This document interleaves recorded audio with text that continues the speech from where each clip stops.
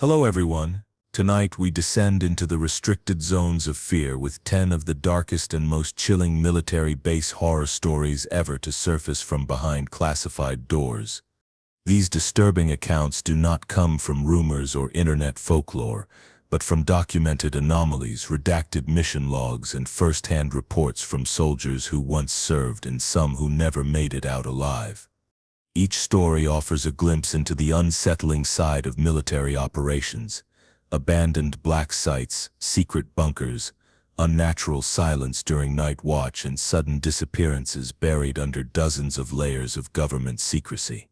All material used is drawn from vetted sources, leaked debrief transcripts, and restricted files released only under Freedom of Information requests. Names and locations have been altered where needed to protect the identities of those involved. If you haven't joined our community of dedicated horror investigators yet, make sure to subscribe to Buried Files and hit the notification bell to stay updated as we uncover the horrors hidden not in fiction but on our own military soil. Drop a comment below if you've served or have an unexplained experience from base life you've never dared to talk about until now. I knew something was wrong. The moment our boots hit the ground, Fort Hensley was silent.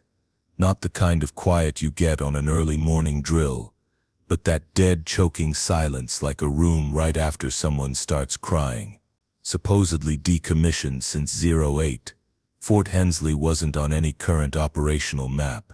No active units, no brass, no reason anyone should have been there. Our orders were vague: temporary station, classified assessment, 2-week op. We were told we'd be alone. That part was the biggest lie. Hensley sat deep in the woods of northern Montana, wrapped by pines so thick you couldn't see daylight at noon. The drive up was a mess. GPS cut out hours before we arrived, and even our radios lost signal. I was part of a recon pair sent ahead to prep the site before the rest of the team arrived. Just me and Corporal Dunn. She was quiet, methodical, sharp. I trusted her with my life, which probably saved it. The first weird shit started 2 hours in. The barracks were too intact. This place was supposed to have sat empty for nearly 2 decades, but the beds were made, floors clean, dust on the windowsills but nothing on the furniture. MRE wrappers in the trash, still sealed. But recently, I remember kneeling down and seeing that the crumpled package at the bottom bore a print date from just 8 months ago. That made 0 sense. Dunn found footsteps before sunset. Not ours. The ground outside the mess hall had this fine layer of kicked-up ash or soot. Fire pit residue maybe, though we'd seen no evidence of burning. But there were boot prints in it. Heavy ones. Not ours. The stride was off too long, too heavy, and deep, like someone was dragging weight with them. We followed them 10 feet before they just stopped. No turnaround, no scatter, just ended mid-ground in the open. We radioed commands. Static. I tried the sat phone, couldn't get a signal lock. Typical tech issues can happen out there, but all of it at once? Not a chance. Dunn and I decided to do a sweep before dark, circle the perimeter. I'll never forget what we found near the far fence line. 6 dog tags nailed into a tree like wind chimes. Old and rusted, each with a slice through the metal like someone had tried to destroy the names. You don't do that to tags, ever. That night we heard footsteps. We had a temporary power loop rigged from a generator. Enough to get one of the buildings half lit. Outside, pitch black. You've never seen darkness like that unless you've been deployed in the middle of nowhere. At 0300, I woke up to shuffling. Not walking, dragging. Dunn was already up, zoning in with her rifle near the window. She mouthed only one word: outside. I strained to hear it, slow, loose strides that scraped the gravel. Then it stopped. Silence again. Then the doorknob rattled. It wasn't aggressive, just testing, slow and deliberate. I moved towards it, signal light off, breath held. The door was locked tight. Dunn flanked left while I covered. We waited. Nothing. We counted to 60. Still nothing. Then we stepped outside. No one was there. But right where our tracks ended at the door, another set of prints joined them. Deeper, wider boots, and they weren't walking away, just standing facing the door. That was night 1. By the 3rd day, we stopped sleeping. Our rations were untouched.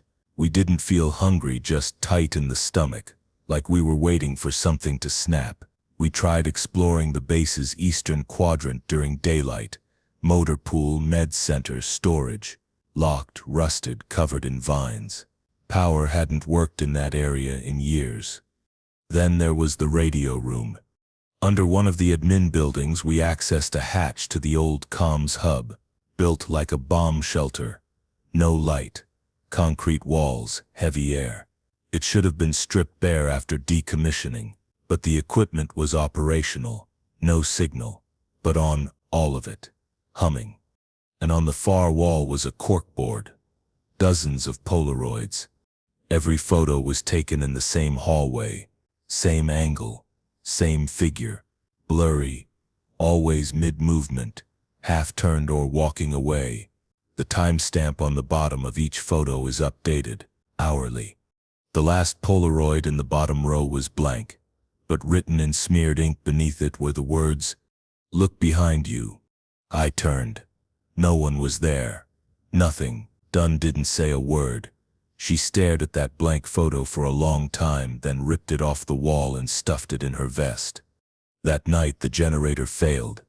We lit 2 red emergency chem lights, sat back to back with our rifles up.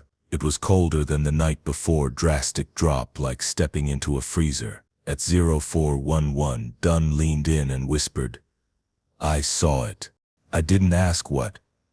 I didn't want to know. Her voice cracked when she said it. Dunn doesn't crack. She begged me to leave at first light, not wait for the others, just walk. Radio be damned. It takes a lot to make a soldier panic, even more to make her cry, but tears ran straight down her face, silent, as she stared into the hallway. At sunrise we packed. We barely said a word to each other as we crossed the quad. Then something hit me like a gut punch. Every door we passed was cracked open. None had been like that before. The wind wasn't strong enough, and from inside each one it felt like something was watching, waiting to be acknowledged. Dunn made it to the gate before me. She turned around and froze. She screamed my name once before she was gone. Not disappeared, not taken, just fell backward like she'd been yanked straight down through the earth. But the ground didn't move. I ran to where she'd stood, and all that was left was a burn mark on the dirt, circular, blackened, smoking. I called for her until my voice broke. Nothing. I ran. Didn't grab supplies. I didn't sleep. Just ran south through miles and miles of dead forest. I don't remember most of that. Blisters, cold, hallucinations maybe. But I made it to a ranger post 3 days later. Could barely speak. They hospitalized me. Debriefed, more like interrogated me. I told them everything. Every detail. The Polaroids. The burn mark. The footsteps. Done. They said Fort Hensley doesn't exist. Not anymore. Not as a military site. It was decommissioned, yes, but not in 2008. It was shut down in 1991 after an incident that they refused to detail. Civilian newspapers say it was a gas leak, but Army logs for Fort Hensley stopped abruptly June 3, 1991. No withdrawal orders, no casualty reports. Just silence. The next week I retraced the road there with 2 other officers who believed me. Couldn't find the road. Couldn't find the turnoff. Hell, even the tree line was unfamiliar. It sits like the whole goddamn base vanished. I've since gotten reassigned. Quiet desk role, no one talks about Hensley. I asked once in a classified channel and had my access revoked for 24 hours. But here's the thing. 2 days ago I got a package. No return address. Inside was one thing. A Polaroid. Blurry hallway. Same angle. Same base. And this time Dunn was standing in the center of it. Eyes black, expression blank, like the life had been scrubbed clean out of her. Written underneath in the same smeared ink, "Aren't you coming back?" We weren't supposed to be exploring anything. The mission was simple: sweep the old Cold War-era bunker complex for structural stability before the engineers came in. Scan, tag, record. That's it. No digging around. No ghost stories. No going deeper than necessary. But if you drop 4 bored military engineers into a decommissioned underground facility for 3 days with nothing but weak Wi-Fi, bad lighting, and creaking steel doors, something's bound to go wrong. It started the first night. We'd set up a staging area near the command center, what used to be control for launch protocols back in the late 70s. Dust everywhere, yellow-brown maps pinned to warped corkboards, decades-old cigarette butts still sitting in ashtrays like everyone just stepped out for lunch and never came back. The place smelled like oil, mold, and that weird mildewy sting you feel in your throat when you're too deep underground. We joked about radiation. To be honest, I think we were all hoping for something spooky, just stories to take back. Someone even said, "Bet this place has hidden tunnels." I wish I hadn't said anything. That's when Kovacs mentioned the door. "You guys checked the tunnel behind the decon chamber." I hadn't. None of us had. The chamber was supposed to be sealed off according to base schematics, water damage and subsidence risks, but Kovacs swore he saw something past it. A reinforced steel hatch. So we checked it out. The chamber itself was a standard decontamination layout. 2 doors, tiled walls, huge rusted pipes running overhead. The lights above buzzed like angry flies. One flickered non-stop. It took all 4 of us to heave the secondary door open. It groaned like it hadn't moved in decades.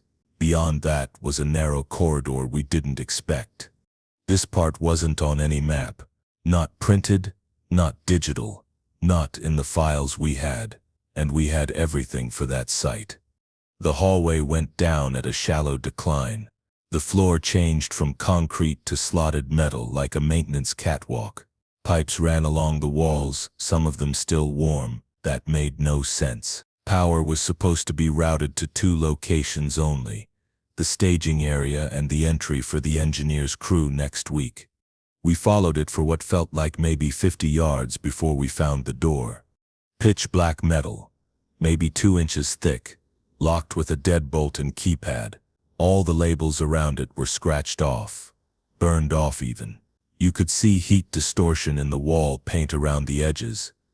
It looked wrong, like it wasn't sit from this site. Of course, we tried to open it. We figured it was just a sealed utility wing, maybe meant for high-clearance storage. We joked about nukes. We joked about bodies. Then Duran pointed something out. There were scratches on the inside of the doorframe. Not just scuffs from wear, but gouges, like deep, frantic drag marks in the steel lining, like someone had been trying to keep something in. Kovacs wanted to leave. I agreed. But Meyer was a genius with bypass systems, and he was already digging into the panel. He said it was standard military hardware, just outdated. Give him 10 minutes and he'd have it wide. I should have stopped him. I didn't. The code cracked at 2:17 a.m. The door didn't open outward like we expected. It collapsed inward slow, like a vault-breaking seal, and the cold that hit us, sharp, dry, chemical, wasn't natural. Lights inside flickered weakly, red emergency backups fed by some decades-old generator. We stepped in. The tunnel was curved and completely lined with lead sheeting. Floor, walls, ceiling sealed tight. There were doors every 10 feet or so, all labeled only with numbers. Some open, some locked. Nothing inside most of them but beds, desks, old food packs and restraint gear, like observation rooms. Like someone was kept inside each one for a long time. None of us talked about what it looked like, but we were all thinking about it. Containment. Room 009 still had tape on the walls, hundreds of Polaroids stuck to it. Some had fallen, but most were still there.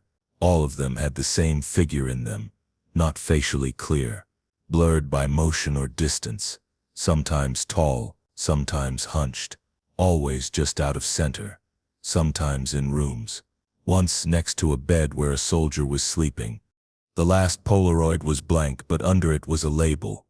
Do not open room 013. Room 013 was at the very back of the tunnel. We should have turned around. But we heard something inside, a humming, soft at first like static caught in your ear, then louder, rhythmic, not mechanical, organic, like it was breathing. I know how this sounds, and I know everyone thinks they'd walk away in a horror movie, but we had to see. It's this stupid human instinct, curiosity. I think that's what it wanted, because when we reached 013, the keypad was already blinking green as if it had been waiting. We opened it. Inside was a single sealed observation crate, like glass or something clearer, and in the middle of that was nothing. Not empty, nothing. Looking into it felt like being near an edge you couldn't see, like your mind couldn't grab what it was looking at. I blinked and it shifted. It was like a shape pretending to be a person, but only after your brain expected one. Long joints, wrong elbows, no face, not even a skull, just skin stretched over geometry that didn't match something alive. Kovacs dropped right there. Seizure, full convulsions, foam. I pulled him back and Myers slammed the door. The humming stopped. We carried Kovacs back to staging. His pulse was weak and eyes open but blank, not unresponsive, just focused, like he could see something we couldn't. We called the command. No signal. This time not just weak, jammed, like something was interfering with us directly. Static scream every time we keyed the mic. Kovacs kept whispering one phrase over and over. It looked at me. He wouldn't blink. He wouldn't sleep. He just stared upward, as if something was still in his line of sight, even underground. Durand went back to shut the access hole completely, willed the deacon door closed, but he didn't come back. When we reached the corridor, we found his flashlight, still on, spinning slowly on the catwalk, like it had been dropped mid-motion. He was just. His boots were still sitting by the control panel near 013, perfectly placed, lined up like someone had taken them off carefully. We locked the staging area and waited for extraction. Took nearly 18 hours. They found us sitting with rifles drawn, 2 MREs untouched, and Kovacs still whispering, still saying the same words. It looked at me. I know now. They called in a black site response team. An hour later, everything below sub-level B was sealed with concrete. Every file we logged was redacted. Our official report says we found nothing beyond structural issues. Kovacs was transferred. We've never heard from him again. I don't think we will. Sometimes at night, I still hear the humming, low, twitching static, like a voice tuning itself. Sometimes I'll dream about room 013, not what we saw, but before, like I'm standing behind the glass, looking out, watching them. No matter how far I run from what's down there, I can't shake the feeling they didn't build that door to keep something in. They built it to trap something already here. I noticed it my first night on watch. Just something small at first. The cold down there felt wrong, like it wasn't a regular night chill. It was too still, too sharp. No wind, no insects, no distant hum of life. Just frozen silence, like the earth itself was holding its breath. We were stationed at this half-operational military base in Nevada, built into a range of shallow hills no one talks about. I was told the nights would be uneventful. Patrol rotation, perimeter check, radio logs, easy money. They didn't tell me about the radio. It was 0200, standard graveyard shift. I was in the comms outpost on the northern ridge, an isolated concrete structure that looked like a tomb buried in dirt. The kind of place that hummed with old machinery and fluorescent lights that buzzed like dying insects. The others were sleeping, or faking sleep. I had black coffee, a peanut bar, and the soft static of the radio to keep me sane. In 2017, the radio crackled. At first, I thought it was interference, maybe wind shear or bleed from another channel. But the static started forming patterns, like someone inhaling, exhaling. Then a voice, dry, low, Matthew. My skin went cold. No one at the base called me Matthew, not even my supervisor. Everyone just used last names. Protocol. Only a few people in my life even used my first name. Parents. An ex. People far from here. I keyed the mic. Base cone to Northridge. Repeat last transmission. Silence. I checked the channel number. I was on the right frequency. I logged it. Probably a fluke, I told myself. Electrical weirdness. Night paranoia. Then it came again. This time, clearer. Matthew, you stir still awake. It wasn't a radio transmission. In the normal sense, there was no hiss behind it, no atmospheric distortion. It was like someone was in the room, whispering through the speakers, right behind me. I turned. Nothing. Just humming lights, rust-stained walls, stacked rations. I reported it to the command in the morning. They brushed it off, probably signals bouncing off civilian towers. The guy reviewing my logs didn't even raise an eyebrow, like it was common. Only it wasn't set. The next night, same shift, same building. The voice came back. Don't set, look behind you. That froze me. Not the words, but the tone. The voice wasn't threatening. It was gentle, soft, almost like comfort, like whoever it was had known me forever. They said it as if they didn't want me to be frightened, but I was. I didn't turn. I sat still, jaw clenched, so hard I thought I'd crack a tooth. I stared at the dead center of the control board, not blinking. Nothing moved behind me. The hum of the generator didn't change, but I felt it, something there, not air movement, not sound, just presence, like the temperature had changed in a person-shaped silhouette 6 feet behind me. At 0253, the feeling passed.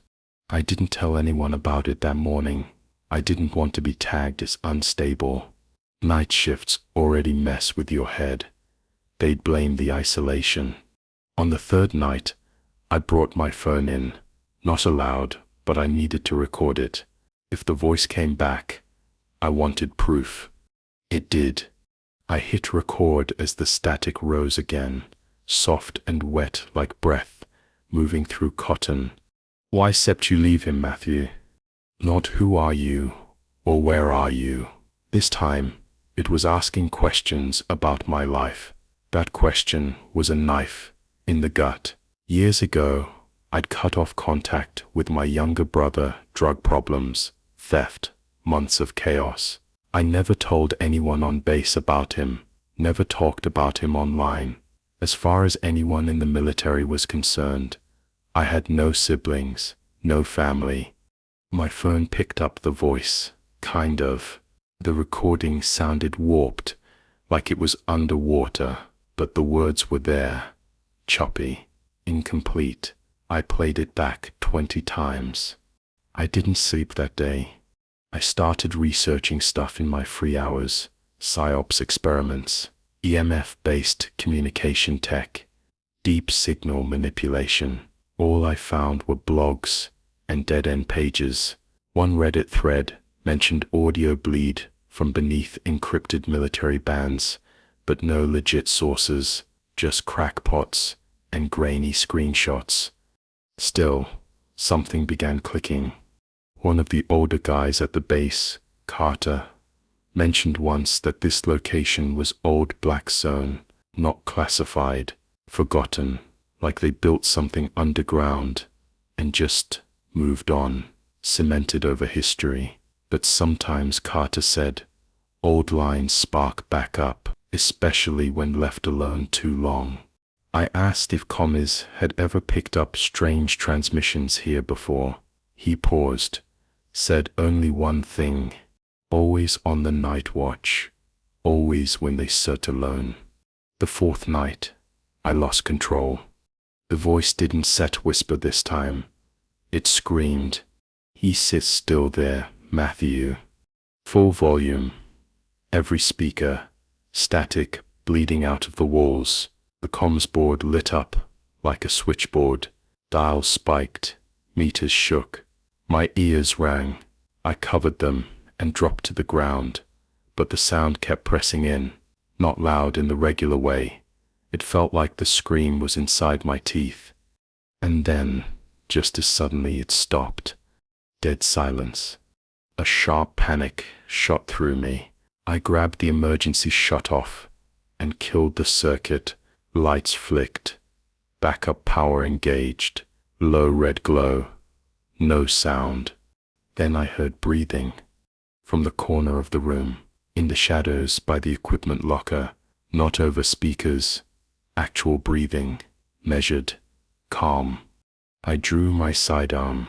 My hand was shaking so bad, I had to clutch it with both hands just to aim. I said, whoever it was needed, to identify themselves. I was ready to shoot, but nothing moved. Until my radio, unpowered, disconnected, clicked on. Just one line came through, perfectly clear. You were supposed to protect him. I lost it. I fired twice at the corner, clipped metal. Sparks flew, shouted for backup, over the dead net, ran out into the freezing night, boots sliding down gravel as I sprinted toward the south platform. No one believed me. I told them what happened. They blamed stress, suggested reassignment, offer res. I faked compliance. Last night was the final shift. Before my transfer, I shouldn't have gone back to that comms station.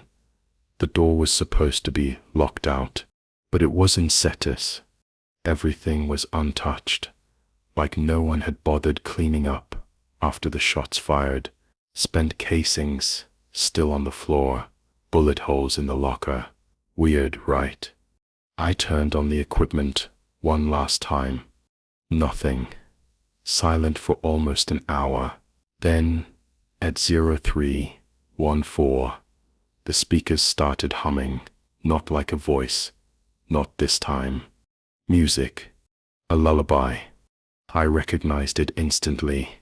My mother used to sing it when we were kids, one she made up. Never a real song, just a soft little melody about stars and water, our lullaby. No way that's archived anywhere. We never recorded it. The song played for exactly 2 minutes, then silence. The last words spoken, I shall never forget them. He forgives you, but you shouldn't be down here. My stomach dropped. Down here, not there, not on comms. It was like whatever spoke to me was beside me, sharing the same place, like it wasn't coming through the radio anymore. I left everything behind, didn't even clock out. I just walked straight through the wire and kept going until I hit the checkpoint.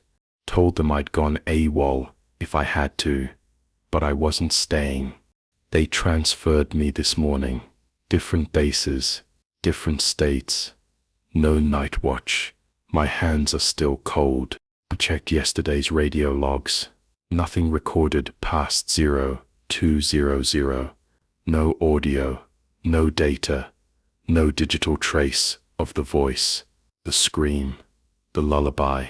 It's like it never happened. But last night, after I checked into the new barracks, I turned on my phone. The voice memo app was open.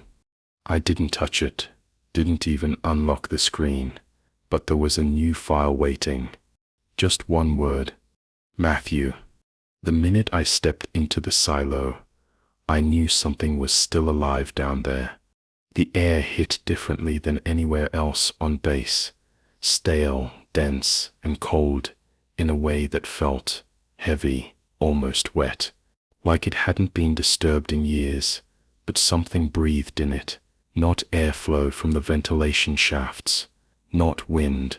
It was more like the space was holding its breath, waiting.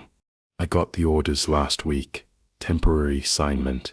Fill in night patrol at Site Echo 9, an old decommissioned missile silo in Wyoming. Technically dead since the early 2000s. They told me it was standard protocol. Just a visual sweep of lower levels once per shift. Check for water damage, wildlife, anything that would require maintenance. I was told I'd be alone, but it was safe. Bullshit. The hatch they gave me access to opened just off an old maintenance road, clear of snow but obviously untouched. The padlock was rusted, and when I opened the door, the hinges resisted, like it hadn't moved in years. It groaned open with a shriek that echoed into blackness. The stairwell beyond that was steel-grated and spiraled so far down I couldn't see the bottom, just a cold black column that I swear pulled my flashlight beam downward. There were signs of life right away. Not people, I mean, just movement. Scratches on the inside wall near the stairs, like nails or claws. Animals maybe, but they were too long between marks. Not furious, like a raccoon or a rat. These were slow scrapes, measured, dragging. Even worse, the emergency lights still worked. The base had told me power had been cut years ago, but dim orange strobes flickered on with a mechanical chunk. As I reached the halfway point, they weren't even consistent. One would come on, then another, all triggered as I descended, like the building knew I was there.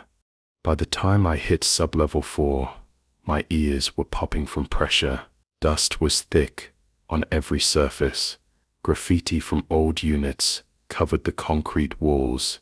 Names, call signs, serial numbers, but every single one abruptly stopped at the door, marked SL5, Launch Operations. The door was ajar. It shouldn't have been. This whole place was supposed to be sealed, but the metal door was just barely cracked open, with thick rust smeared around the latch. Not just rot, but something darker mixed in. Black, almost like old blood. I called it in. No response. My radio flashed green like I had a signal, but all I got back was static. There was a rhythmic ticking buried in it too. Not Morse, not a loop, more like breathing. I shouldn't have gone further. I know that now, but I was trained, mission-focused. You don't leave a breach unchecked, even in a decommissioned zone. I pushed open the door, my flashlight slicing through the pitch.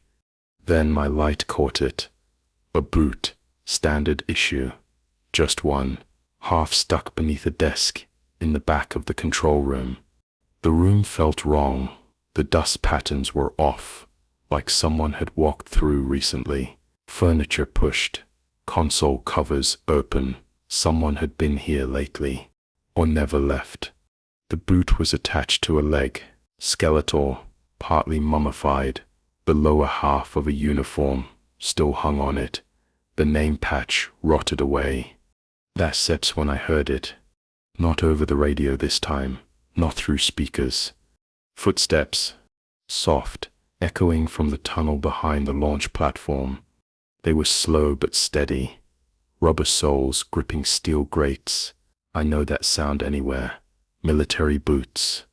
I drew my sidearm and called out, "Who's there?" "This is Sergeant Briggs. Echo Patrol." "Identify." "Nothing." The footsteps stopped when I spoke. They didn't turn and run. They didn't hesitate. They just stopped. I edged back to the stairwell, but my gut told me not to go up. I don't even know why. I felt cornered, like I was prey, and that echoing steel staircase was a trap. Instead, I backed into the launch platform chamber, breathing slowly, heart rattling in my chest. That's when I saw the console lights. They were on, dim flickering, but clearly connected, blinking red, like a system in standby. The silo had been powered back up, and I'd been told it had no power. I stood there frozen, reading the words on the main screen. They repeated every 10 seconds. Please confirm primary user authentication. A second later, another screen kicked on. This one just said, "Welcome back, SGT Briggs." I swear to God, I hadn't typed anything, and I'd never been down here before. Then a low groan echoed through the missile tube itself, not mechanical, not from gears or machines. It sounded wet, organic, like something shifted far below, too deep to see. I approached the edge of the viewing platform that overlooked the silo shaft. All I could see was black. I aimed my flashlight downward. The cone of light disappeared into nothing, swallowed. But just as I pulled back, I saw it. A face, or something like one. Not human, mimicking a human. It had the shape of a face, made of stretched, not skin, fabric. No, something else. Like it formed a face out of what it thought a human looked like. No eyes, just indents where eyes should be. Nose too long, mouth too wide. Then it smiled. Somehow, I felt it smile before I saw it. I stepped back, weapon shaking in my grip, then sprinted. As I hit the stairwell, the emergency lights began shutting off behind me, deliberately, as if something was climbing right after me, turning them off one by one. By the time I hit the surface hatch, it was sealed, locked from the outside. My radio sparked to life again, not with my HQ, but with a voice, distorted. "Why are you leaving, Briggs? You were cleared for deeper levels. Don't set you remember." No, I wasn't. I'd never requested clearance or even known there was more past SL5. But as I looked back down the stairwell, more lights were coming on below. Not flickering red now, bright white, active, as if the silo was waking up. The hatch finally released after 20 minutes. No one was there on the other side. No crew, no security, just my Jeep. Radio is still dead. When I got back to command, I reported everything. They told me Echo 9 had never been assigned for patrol. They had no record of my orders, no logs of me entering the facility, no video, no GPS, like the entire place didn't exist in any active rotation anymore. They did a wellness screening, transferred me for rest, even hinted at psych evals. But 2 nights ago, I got an email. No sender, no subject, just a single line in bold text. Authentication confirmed. Access granted to SL6. The system acknowledged me, and I can still see that face when I close my eyes, smiling up from the dark, waiting for me to come back down. And I know this. Whatever was still down there was never meant to sleep forever. They told us it was a freak accident, a failed exercise, friendly fire, wrong coordinates. Whatever excuse made it easier for the rest of us to sleep through the night.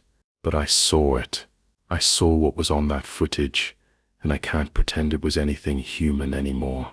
And the worst part is, someone knew. They classified it, buried the truth, and left us all in the dark. I was stationed at Fort Greely in Alaska, part of a specialized cold weather training division. Harsh place, quiet.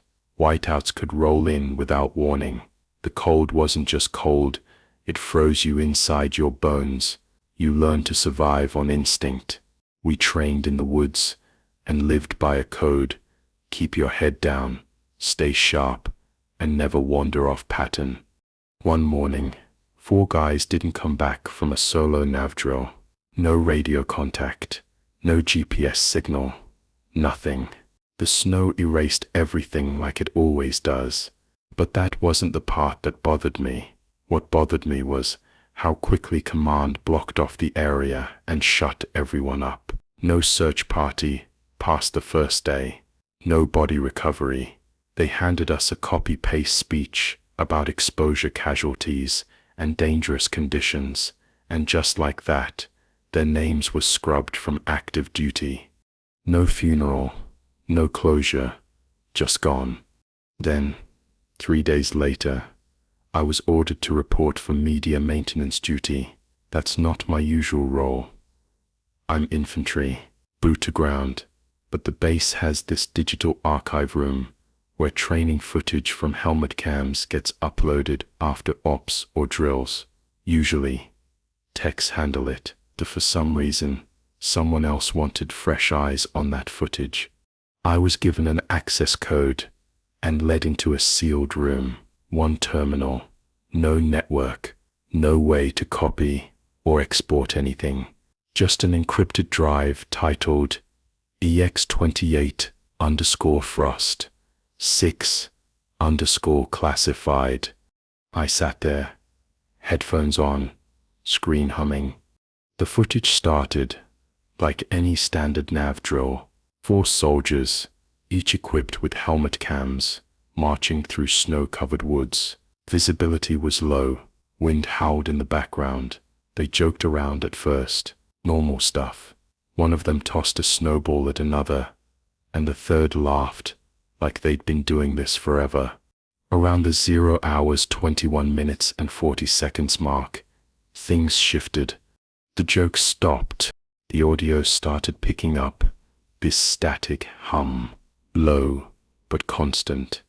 Not wind, it was mechanical, like a radio bleed, but twisted, almost like breathing, if a machine could breathe. The guy with the lead camera, Calloway, I think, signaled. All 4 of them formed up. You could hear one say, "Movement, 11 o'clock." They aimed their rifles, scanned the trees. Nothing. Just silhouettes of pines, coated in white. Then shadows moved. I rewound it 5 times trying to break it down, but it's impossible. 1 frame, there's nothing. Next frame, something tall blurs between the trees and disappears. Didn't give off heat signature. No IR ping, like it wasn't there at all, except to the eye. Then came the whispering. It started on only 1 mic, Calloway's, but slowly bled into the others. Not English, not another language either, just syllables. Wet syllables, not human, like something pretending to talk. "Backtrack," one of them says. You can hear panic edging into his voice. Then 1 cam stutters, like literally skips frames. 5 seconds just gone. When it stabilizes, the soldier it's attached to is upside down, as if the helmet is on the ground. He sits still screaming, but his body sits off camera. The others are shouting, trying to regroup. You can see blood in the snow, but not a trail, no sign of how he got taken down. It was like whatever got him didn't walk, didn't drag, just was there. At this point, my hands were shaking. The time code kept jumping, more intentional skips, like someone had gone through the footage and redacted pieces, but left just enough. More screaming. The second body drops. This one you see happens. From the corner of Callaway's cam, something steps into frame. Wrong is the only way I can describe it, like a man made of static and joints bent in the wrong direction. No snow sticks to it. The air around it distorts, like heat, but it was cold. It doesn't lunge. Don't attack. The soldier just drops, as if everything inside him shut off at once. The last thing I saw before they cut the file was Callaway turning the camera on himself. His face was frostbitten, bleeding from the nose, eyes wide. He said something I shall never forget. Do not follow the sound. It looks like one of us, but it says not. Don't says follow your own voice. Then the screen went black. No end time code. No recovery. Just access terminated. Seconds later, a captain I'd never seen before entered the room. No insignia beyond rank. Told me to stand and leave everything as it was.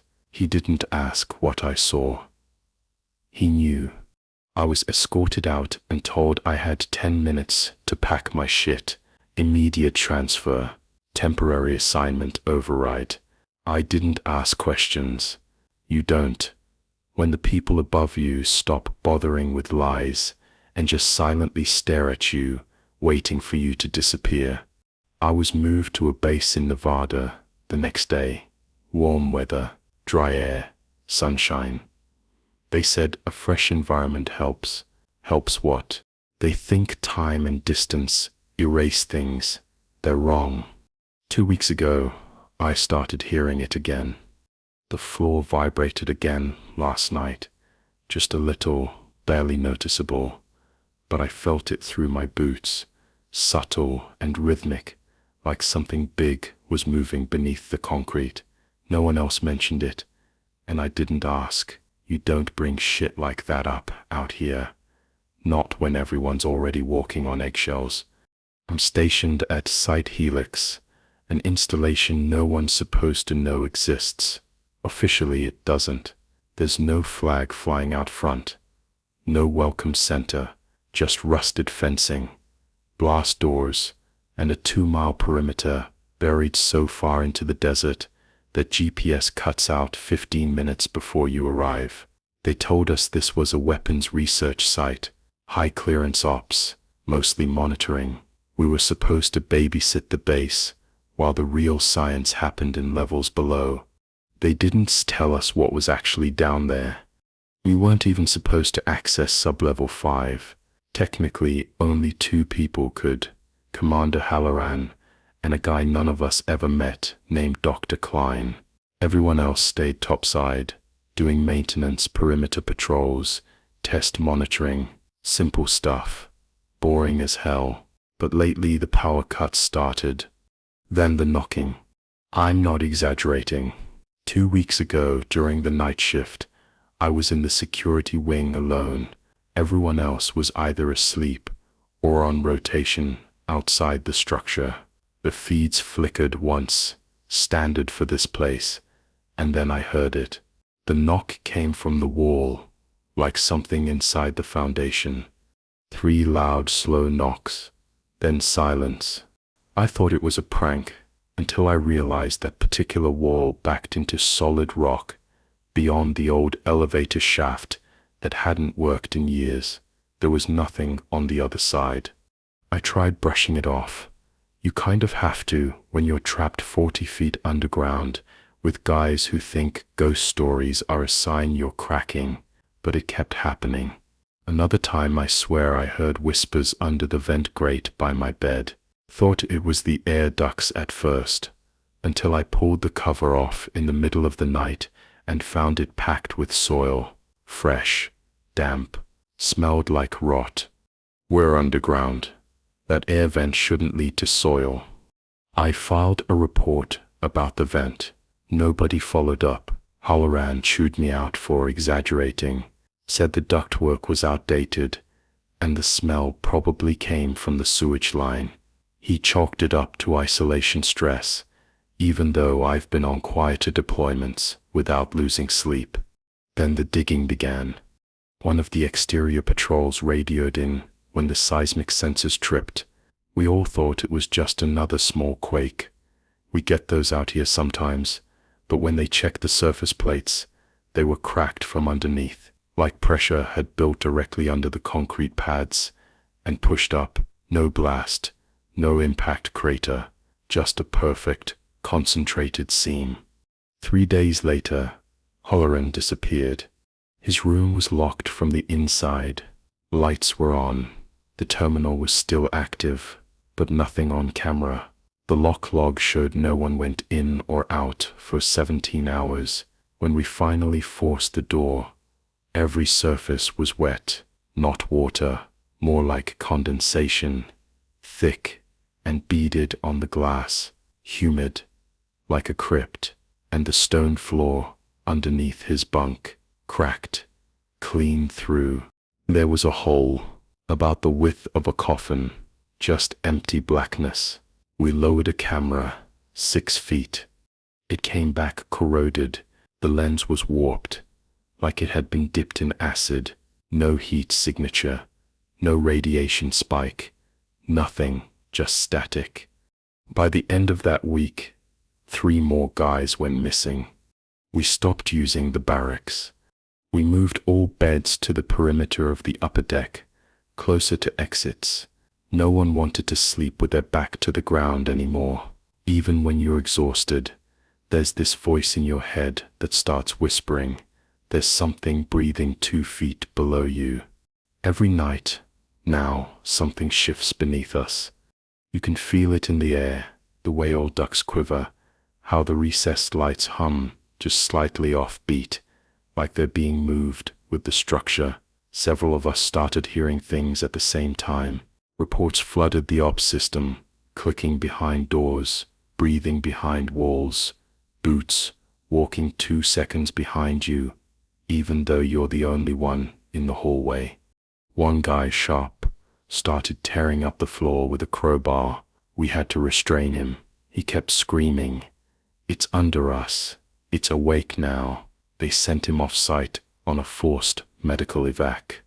3 nights after he left, his voice started coming through the maintenance comm system. He wasn't set calling from the radio. There was no ping, no line open, just static on the intercom, followed by his voice weeping, gasping. "I let it in. I let it through. Don't follow the routes. Don't follow the routes." We checked the wiring. There is no way that voice came from the network. I keep seeing things now, in corners, in reflective surfaces, not clear shapes, just these gestures, movements that shouldn't be there, like something is trying to mimic us, but doesn't know how to hold the shape for long. Once I saw a figure down the hallway that looked like Sergeant Dunley. She said's been dead 6 months. I didn't believe what really happened to her until now. We all heard rumors. Her body was never recovered, even though the file said non-combat training death. That's what they always say, by the way. When you look up the missing, they sit all non-combat or medical withdrawal. No funerals, no goodbyes, just redacted. But if you search deep enough into the internal logs, user locked under layers of clearance, the truth is there. Entries marked, containment unstable, connected to each case. Each one follows sudden soil displacement, communication loss, and what they call structural breathing anomalies. They knew about this thing. They knew it was buried.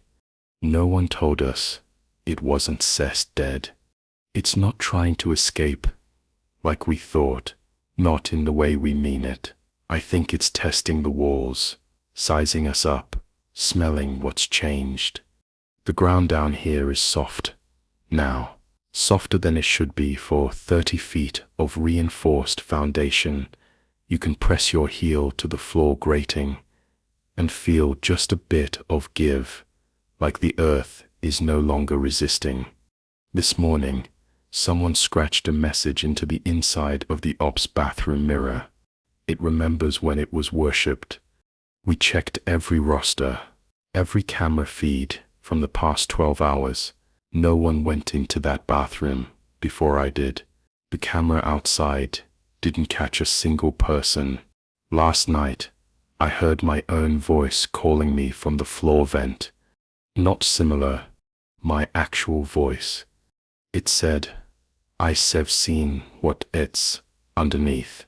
You're not going to survive it. I don't know how long we have before it breaks clean through, but I know this place won't evacuate. They'll seal it, like they did to the last one. They'll erase us, reassign whoever survives, and pretend this site never existed, just like the last TH-31 installation before they paved the desert over it. But whatever was buried didn't stay contained there, and it won't stay quiet much longer here." The floor's vibrating again. This time, it's not subtle. It feels like breathing, but deeper, hungrier. That same whisper from the footage, bleeding into the ends of radio comms. It started faint, barely noticeable, but it kept getting louder. It always comes from a direction that doesn't make sense, like my own voice echoing back at me when I'm the only one around. Then the movement, just small at first, glimpses, fast shadows in the corner of my eye during night drills, the sound of boots in the snow when there's no snow for miles. Last night I found fingerprints on the inside of my cabin window. The prints were mine, but I hadn't touched the glass. And when I looked into the reflection, really looked, my mouth didn't move in sync with me. I don't know how it followed me. Maybe watching the footage invites it or recognizes you. I tried talking to someone, a medic I've gotten close to. She pulled my file and said something weird. "You're not in the system. My transfer orders don't exist. My assignment list cuts off 2 months ago. My name doesn't even show up on attendance." Like I never left that room in Fort Greely. I keep dreaming of snow. Snow. And the way it pours sound into it. I don't think it ever needed to kill all of them. Just one. One to carry the signal. One to see it.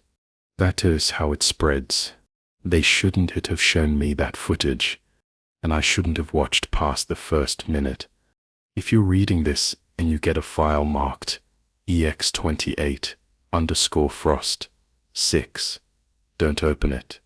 Don't let's do look at it. Because once you see it, it sees you too. The first time it happened, we all thought it was a joke. Just a missing guy who got drunk, wandered off during perimeter rotation, maybe got himself buried in the woods behind the training range, or lost in the ravine. It was Fort East Bridge, remote, cold, surrounded by miles of thick, swampy forest, the kind of silent, insect-dense woods that feel older than time itself. No town for 50 miles, no supply run unless you called it in 3 days ahead. Nothing but pine, fog, and that low background hum of stillness that messes with your head after sunset. We were told it was just one of those bases, run down, half forgotten by command, more of a holding zone than a real assignment. You come here to be overlooked, to wait for a transfer that never comes. But the soldier never came back. And then it happened again. New guy.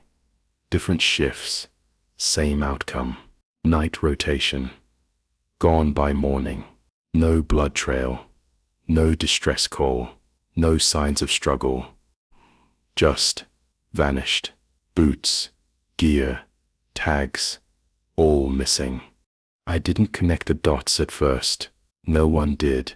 We were always cycling people in and out. Guys got promoted, transferred, burned out, or dropped officially for EDURB. Reports got misfiled, rearranged, quietly dismissed. But after a few months, I started noticing a pattern. It was always one soldier, always on night patrol, always on, or right around the full moon. By the time Private Beck went missing, I stopped pretending it was random.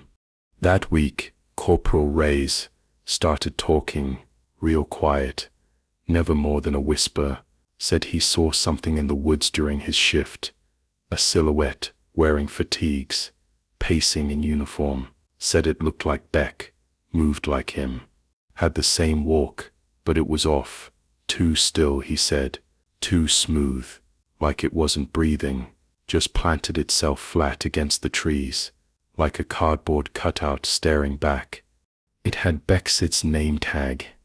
Reyes was gone 2 weeks later. Same shift, same moon. I started keeping records, just for myself. I didn't use the comm system or base logs. I knew for a fact people were watching those. That's how you disappear, even faster. I just scribbled everything down in a small black notebook I shoved under my mattress. Names, dates, coordinates on the patrol maps. The pattern was exact. Like clockwork, every 29 days, somewhere between 0200 and 0400, one soldier is gone. And here's the part that messed with me the most. Twice, right before it happened, I swore I heard footsteps outside my own quarters, not wandering, pacing, same cadence every time, military precision, like someone on patrol, marching slowly. But both times I checked, no one was there. This month, my name came up for the full moon shift. They claimed it was a random draw again, but we all knew they were handpicking people now. Rotations were written out last minute by hand, not digitally assigned, as if someone up top wanted it to look like a mistake when it happened, like the night just took you. I wasn't supposed to say anything, but I brought it up to Lieutenant Harris. Quietly, I told him I had concerns about the patrol pattern. He didn't even look surprised, just mumbled something like, "There's nothing out there but your own fear," and tapped twice on the corkboard where the rotation sheet hung. And then he looked at me, stared for a few seconds too long, like he already knew what was out there. And he was sending me anyway. I didn't sit to wait. I checked out night vision gear, an audio recorder, and a thermal scope from storage under the excuse of doing stealth training evols. Told the gate guards it was a comms malfunction test. They let me through. I went out 2 hours early, mapped out a perimeter, and marked every tree within 300 feet of my post with red paracord bands. I wanted to know if something crossed inside the circle. It was colder than usual, not just weather cold. There was this dead, insulated chill to the air. No birds, no wind, no bugs, just silence, thick enough to choke on. At exactly 2:37 a.m., the radio died. Not static, just dark. The green light stayed on, like it still had power, but no response. I tested the second mic. Nothing. And right then, I noticed movement, about 40 yards east, just past the fourth tree from my safe ring. I could see it pacing, slowly, deliberately, back and forth in the dark, between the trunks, never stepping into full view. I saw the top of a helmet glinting in the moonlight, just enough confirmation. But I couldn't hear any breathing, no command links, no footsteps even. And I was close enough. I should have. It felt like watching flashbacks in real time, like something was replaying patrol movements that had already happened. I whispered into the recorder, "Contact, eastern perimeter, unknown subject." The figure froze. I brought up the thermal scope. Nothing, completely blank, as if that part of the screen had been turned off.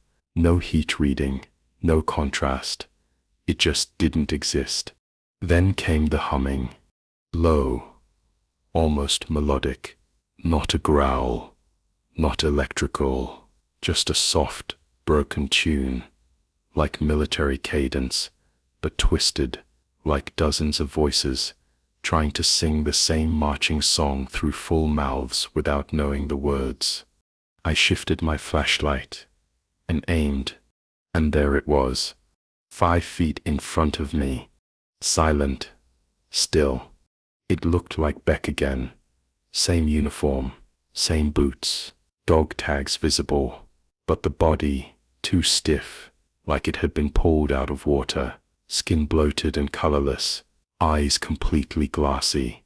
The fingers on its left hand were twitching, slow, one at a time, as if waking something back up. I raised my weapon. Identify yourself. The thing cocked its head and smiled. Then, in my own voice, it repeated the exact same phrase. Identify yourself. The tone, the cadence, my voice, like it had practiced it. A switch flipped in my brain, and I snapped, fired without thinking. The shot went clean through it. No blood, no stumbling. The sound it made when the round hit was like firing into wet snow. It didn't move, just stared. Then it lifted, upwards, just like fog, peeling away in reverse. I jerked my light up, but it had already vanished, leaving only a black smear on the bark of the tree behind it. It looked like ink, almost moving. I tried to call the command. No signal. I walked backward toward the gate, counting steps in my head like I was casing a minefield. 45, 30, 20. Then my heel caught something and I went down hard. When I looked back, not a root, a boot, still laced. Dog tags looped carefully through the laces. Private Hollis.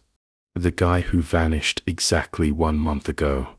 I bolted, full sprint. No gear check, no stealth, just lungs rattling, boots slamming against dry leaves. Every sensor beeped twice as I blew through both gates without looking back. The radio kicked back on at exactly 4:01 a.m. Same time as every disappearance. By morning, my report was flagged incomplete. The reason? Equipment malfunction. The boot was gone. So was my audio. I played the recorder back 15 times. All it played was the sound of me sleeping, slow, steady breathing, and underneath it, something whispering my name, over and over again. I handed the rest of the gear in. No one flinched. No one even asked if I was okay. Later that afternoon, I checked my locker. My status had been changed from active patrol to disciplinary standby. No note, no explanation. A silent way of saying, you saw too much. The pulling me from Fort Eastbridge in 2 days, domestic station, paper duty, somewhere safe and quiet. But last night, just before lights out, I found the envelope. No stamp, no name, no sender. Inside was a photo, faded, grainy, a group of soldiers standing in the tree line near Fort Eastbridge, faces just clear enough to recognize. I was in the photo, but something was wrong with me. My eyes were glossy, too round. My helmet was crooked, my smile too wide, like it had been painted on. And behind all of us, grinning with its mouth closed and its head tilted too far right, was a fifth figure, blurry, shadowed, wearing the same smile Beck had, out there in the woods. When I woke up, the photo was gone. I don't need it. Because this morning, when I looked in the mirror, my reflection blinked too slow. And when I whispered to myself before leaving the room, something whispered it back. It started with the kind of silence that doesn't feel peaceful. I was on night watch at Fort Eastbridge, a place some of the old-timers called Dead post. No action, no chatter, just miles of overgrown tree line, and a base that was half shut down, even when I got there. The wood creaked, even when no one walked on it. The barracks always smelled faintly of wet leaves, no matter how often we cleaned. Phones barely worked, radios glitched, the air felt too still. There were stories, sure, quiet whispers that circled the barracks every few weeks. A guy would vanish, then the official line would come down. Adu Bal, it was always Adu Bal. But no one ran from Eastbridge. We all wanted out. But vanishing into the woods wasn't how people quit the army. I knew something was wrong by the second time it happened, not just because of the silence that came with the news, but because the guys who saw it, they never really came back. I don't mean physically, they just started acting differently, slower, quieter, like part of them had stayed behind in the dark with whatever they saw out there. By the time I'd been stationed there 5 months, 4 soldiers had gone missing, always one at a time, always during a night shift on a full moon. They weren't the same rank, weren't from the same squads, but they all had one thing in common. They were alone when it happened. We weren't allowed to patrol in pairs. Budget cuts. Command said, trust the system. You're fine. All the expected crap. But we, the ones still there, we knew something took them. And then my name came up for the watch list on the next full moon. I felt it in my stomach before I even saw the clipboard. My hands started sweating instantly. Some part of me wanted to pretend it was just another shift, just another rotation, but I knew better. So did everyone else. No one looked me in the eye that day, not even Jones, who I used to eat hot sauce packets with when we got bored. People avoided me like I was already dead. I checked out extra gear without asking, said it was cold, said I wanted to be over-prepared, got myself a thermal scope, night vision goggles, even a backup radio. I slipped my phone into my vest and hit record with the screen off. If they found it later, at least they'd find something. My post was an old observation tower 20 minutes from the main gate, technically decommissioned, but still standing in case of unusual movement. Ironic, right? It stood at the edge of the forest. No lights. Just climbing into it made my bones feel tight. The wind was sharp that night, cold enough to make my teeth hurt. The trees barely moved. I tried to focus on the sound of my own breath. Keep it even. Stay alert. At exactly 2:13 a.m., my radio died. There was no pop, no static. 1 second, it buzzed softly in my ear. The next, just quiet. Then came the footsteps. Not from the stairs inside the tower, but directly below it, on the ground, crunching over dry leaves, slow, measured, exactly like a drill march. I froze, hunched down, didn't even breathe. The footsteps circled the base of the tower, not fast, like they wanted me to hear them, let me know they were down there. I switched to thermal. Nothing. I scanned the tree line. Still nothing. Then I heard it whisper. My name. Just once. Not loud. Not angry. Just a soft, steady whisper, like it didn't need to shout because it already knew it had me. I dropped the scope and listened. Nothing. Time passed. A minute. Maybe 5. I peeked out the side window and saw movement at the edge of the tree line. A dark figure, fully uniformed. It was wearing our fatigues. I saw the shape of the boots, the patch on the sleeve. I even saw the dog tags hanging from the neck. Only one problem. The uniform was torn, faded, like it had been buried. The material hung wrong. Everything about it looked old, sun-rotted, stiff. The thing just stood there. I crouched lower, peeking through the slats of the wooden frame. I tried to steady my breathing, but I could feel my heartbeat pounding in my thighs, my chest, even my skull. Then the figure took a step forward, not fast, but deliberate, unstoppable. My instincts screamed to run, but where? I was 40 feet in the air, with one exit, and it was already underneath me.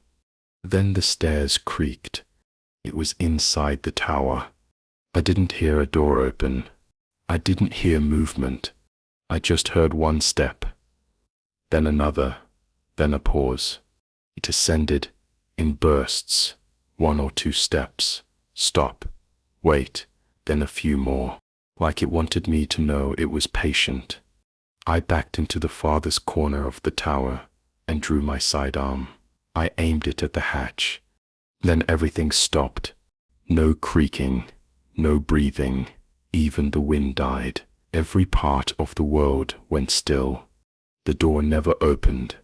But when I looked back at the window, the figure was directly outside of it, eye level.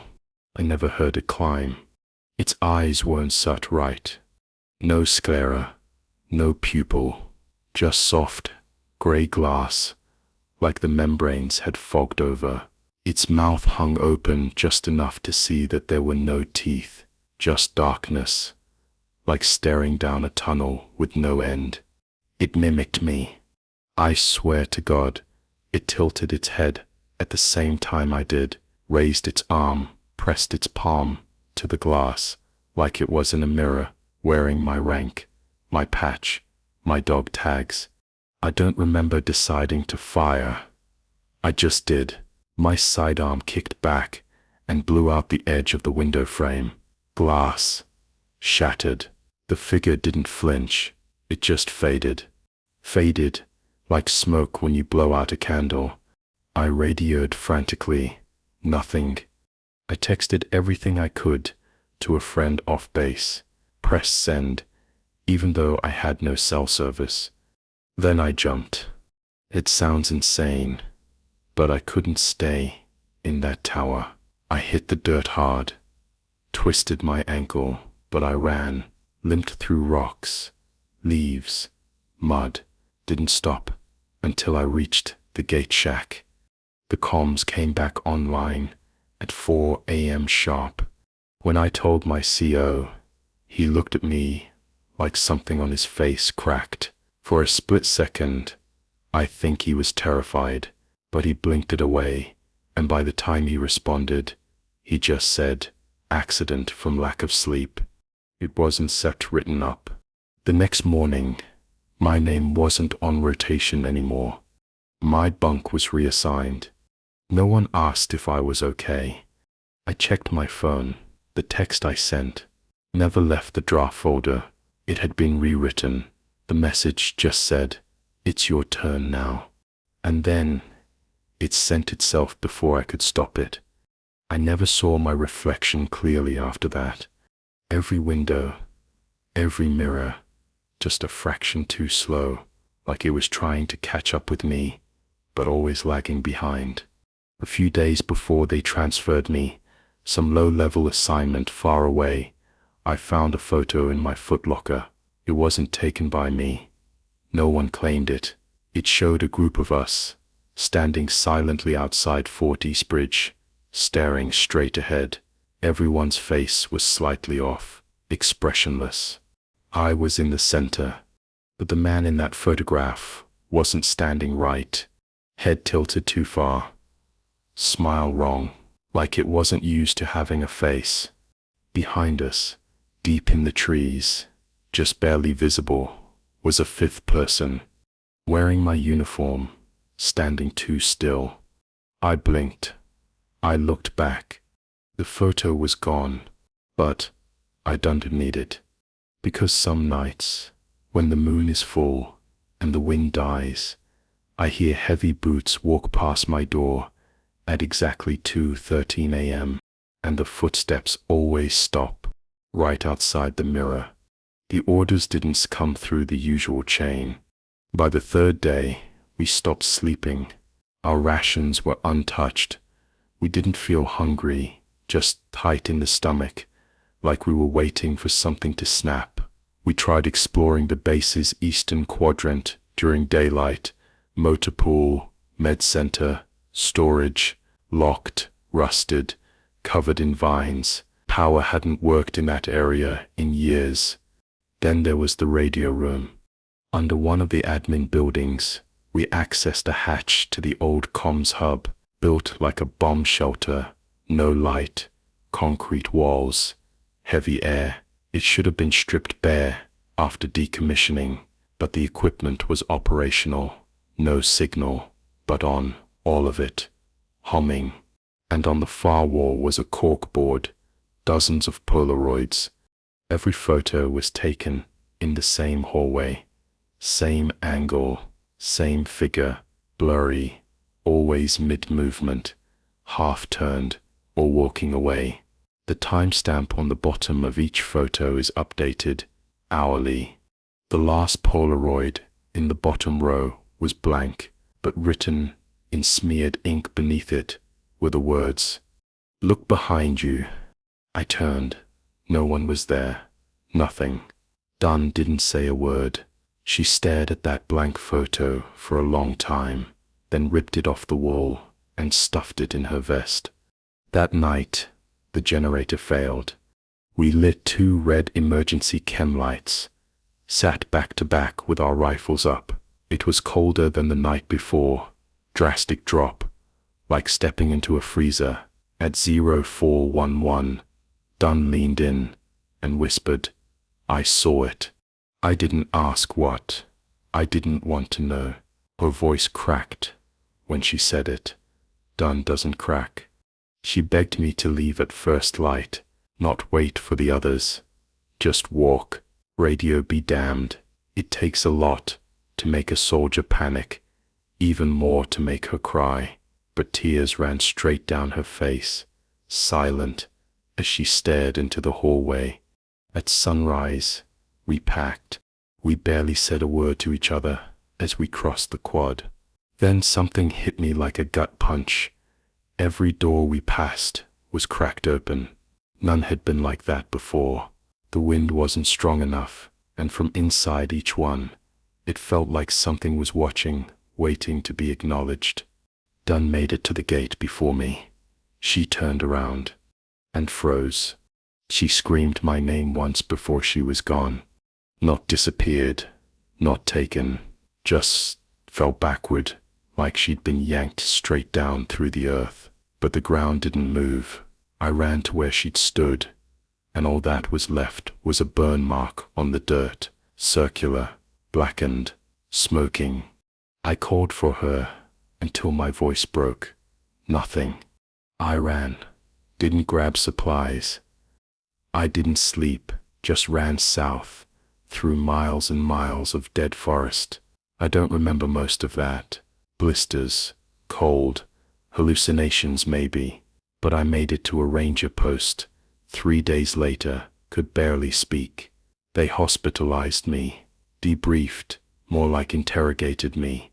I told them everything. Every detail. The Polaroids, the burn mark, the footsteps. Done. They said Fort Hensley doesn't exist. Not anymore. Not as a military site. It was decommissioned, yes, but not in 2008. It was shut down in 1991, after an incident that they refused to detail. Civilian newspapers say it was a gas leak, but Army logs for Fort Hensley stopped abruptly June 3, 1991. No withdrawal orders, no casualty reports, just silence. The next week, I retraced the road there with 2 other officers who believed me. Couldn't find the road, couldn't find the turnoff. Hell, even the tree line was unfamiliar. It sits like the whole goddamn base vanished. I've since gotten reassigned. Quiet desk role. No one talks about Hensley. I asked once in a classified channel and had my access revoked for 24 hours. But here's the thing. 2 days ago, I got a package, no return address. Inside was one thing, a Polaroid, blurry hallway, same angle, same base. And this time, Dunn was standing in the center of it. Eyes black, expression blank, like the life had been scrubbed clean out of her, written underneath, in the same smeared ink. Honest, are you coming back? We weren't supposed to be exploring anything. The mission was simple. Sweep the old Cold War-era bunker complex for structural stability before the engineers came in. Scan, tag, record. That's it. No digging around, no ghost stories, no going deeper than necessary. But if you drop 4 bored military engineers into a decommissioned underground facility for 3 days with nothing but weak Wi-Fi, bad lighting, and creaking steel doors, something's bound to go wrong. It started the first night. We'd set up a staging area near the command center, what used to be control for launch protocols back in the late 70s. Dust everywhere. Yellow-brown maps pinned to warped corkboards. Decades-old cigarette butts still sitting in ashtrays, like everyone just stepped out for lunch and never came back. The place smelled like oil, mold, and that weird mildewy sting you feel in your throat when you're too deep underground. We joked about radiation. To be honest, I think we were all hoping for something spooky, just stories to take back. Someone even said, "Bet this place has hidden tunnels." I wish I hadn't said anything. That's when Kovacs mentioned the door. "You guys checked the tunnel behind the decon chamber?" I hadn't. None of us had. The chamber was supposed to be sealed off, according to base schematics, water damage and subsidence risks. But Kovacs swore he saw something past it, a reinforced steel hatch. So we checked it out. The chamber itself was a standard decontamination layout. 2 doors, tiled walls, huge rusted pipes running overhead. The lights above buzzed like angry flies. One flickered non-stop. It took all 4 of us to heave the secondary door open. It groaned like it hadn't moved in decades. Beyond that was a narrow corridor we didn't expect. This part wasn't on any map, not printed, not digital, not in the files we had, and we had everything for that site. The hallway went down at a shallow decline. The floor changed from concrete to slotted metal, like a maintenance catwalk. Pipes ran along the walls, some of them still warm. That made no sense. Power was supposed to be routed to 2 locations only, the staging area and the entry for the engineers' crew next week. We followed it for what felt like maybe 50 yards before we found the door.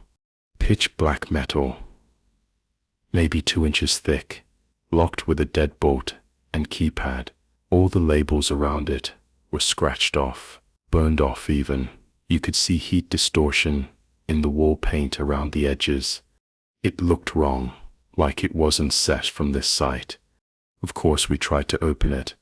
We figured it was just a sealed utility wing, maybe meant for high clearance storage. We joked about nukes. We joked about bodies. Then Duran pointed something out.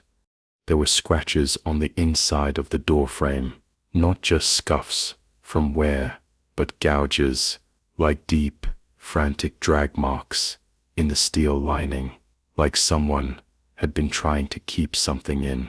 Kovacs wanted to leave. I agreed, but Maya was a genius with bypass systems, and he was already digging into the panel. He said it was standard military hardware, just outdated. Give him 10 minutes, and he'd have it wide. I should have stopped him. I didn't. The code cracked at 2:17 a.m.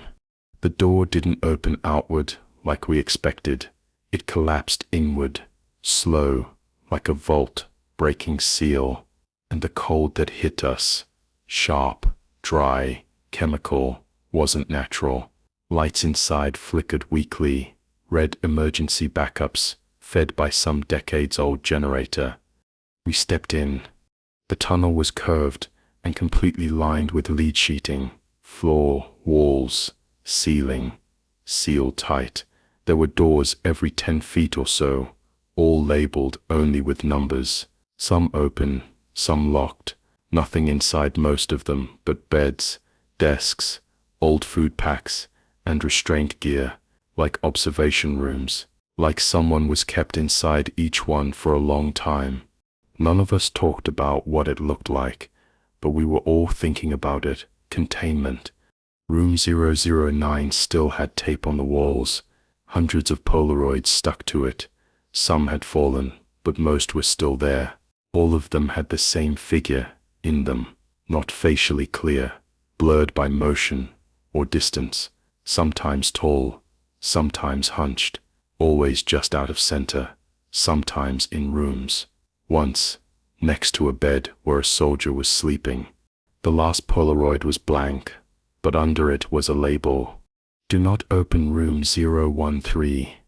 Room 013 was at the very back of the tunnel. We should have turned around, but we heard something inside, a humming, soft at first, like static caught in your ear, then louder, rhythmic, not mechanical, organic, like it was breathing. I know how this sounds, and I know everyone thinks they'd walk away in a horror movie, but we had to see. It's this stupid human instinct, curiosity. I think that's what it wanted, because when we reached 013, the keypad was already blinking green, as if it had been waiting. We opened it. Inside was a single sealed observation crate, like glass or something clearer, and in the middle of that was nothing. Not empty, nothing. Looking into it felt like being near an edge you couldn't see, like your mind couldn't grab what it was looking at. I blinked, and it shifted. It was like a shape pretending to be a person, but only after your brain expected one.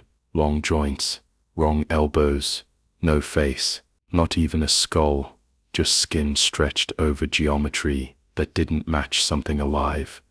Kovacs dropped right there. Seizure, full convulsions, foam. I pulled him back, and Maya slammed the door. The humming stopped. We carried Kovacs back to staging. His pulse was weak and eyes open, but blank, not unresponsive, just focused, like he could see something we couldn't. We called the command, no signal. This time, not just weak, jammed, like something was interfering with us, directly, static scream. Every time we keyed the mic, Kovacs kept whispering one phrase, over and over.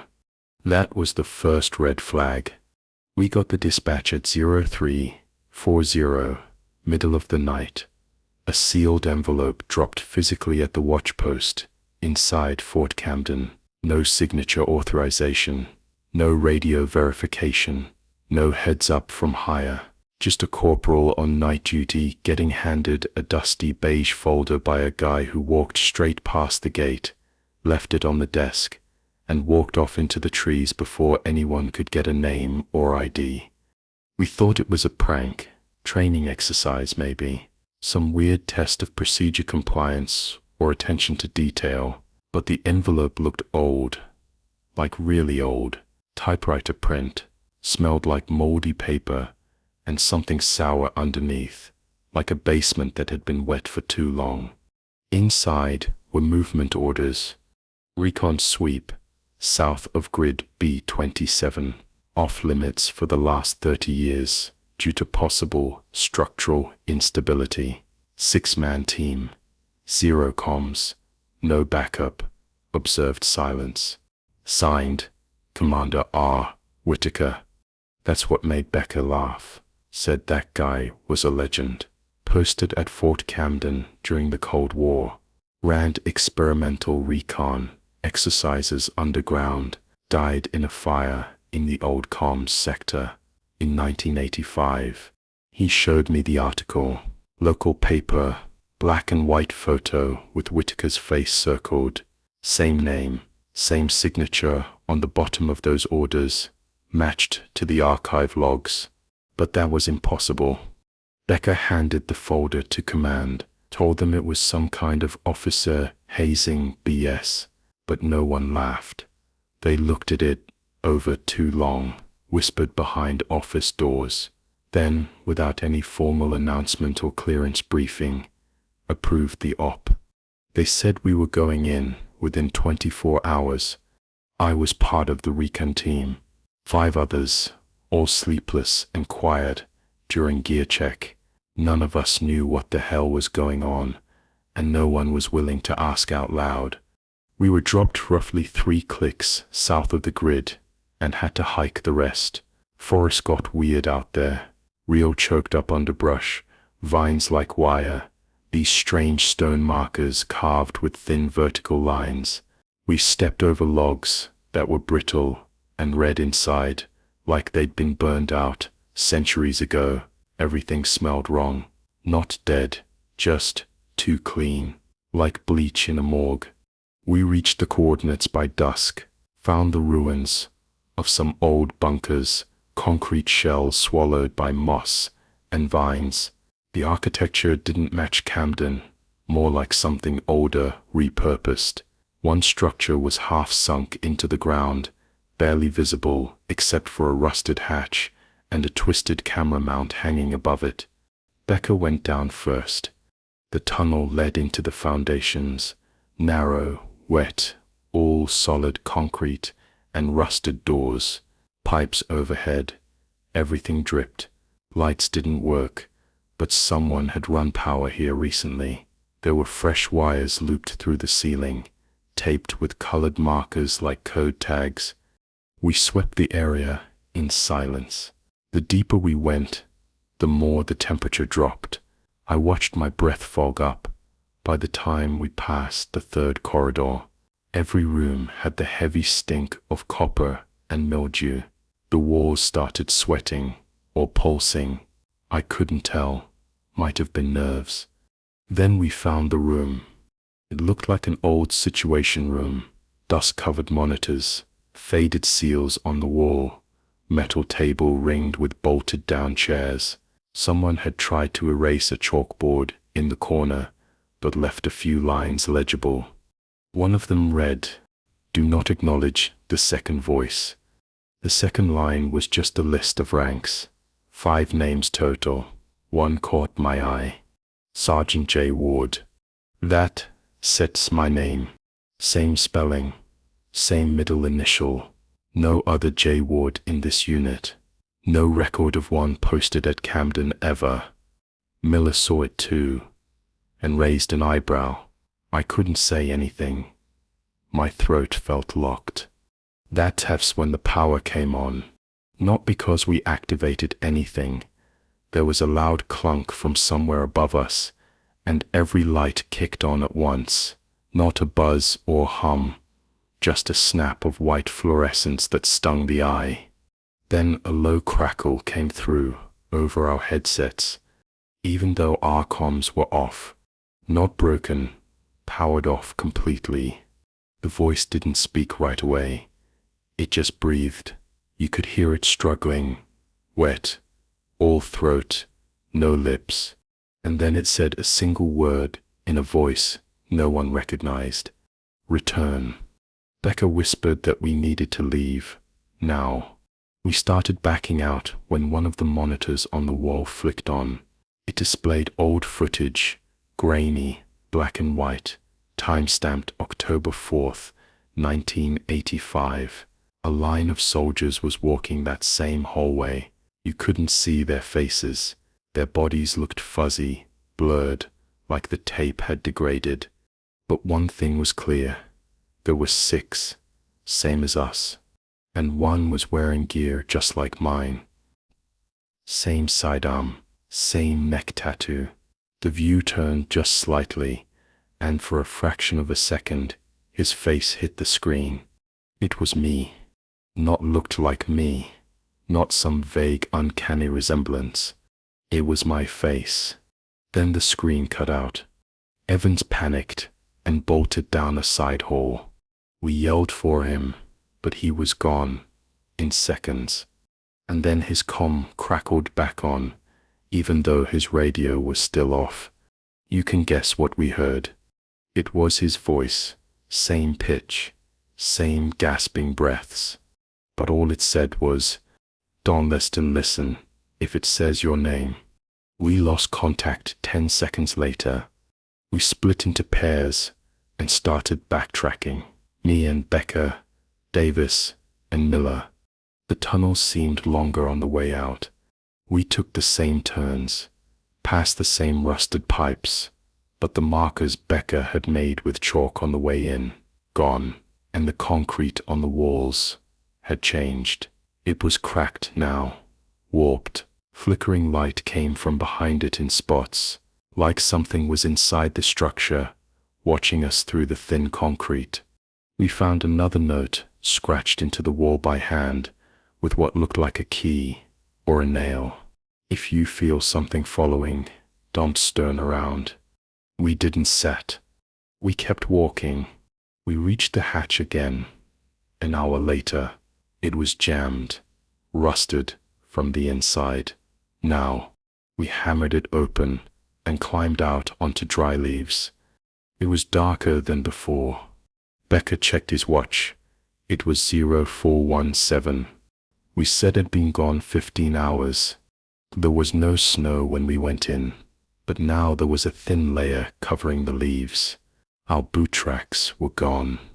When we made contact with Camden, the voice that answered the radio didn't belong to anyone we knew. It was calm. "Confirm name and call sign," it said. We gave them. There was a pause. Then the voice came back. Sergeant J. Ward was listed KIA in 1985. "This frequency is restricted.